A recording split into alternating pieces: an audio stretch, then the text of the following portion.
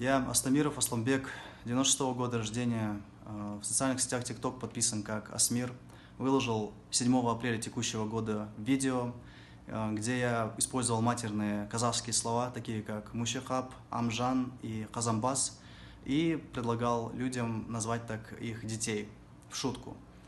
В опровержение хотелось бы сказать то, что я не хотел задеть чьи-то чувства, и если они были как-то задеты, то я искренне за них извиняюсь, и впредь такого не повторится. И прошу всех казахстанцев простить меня,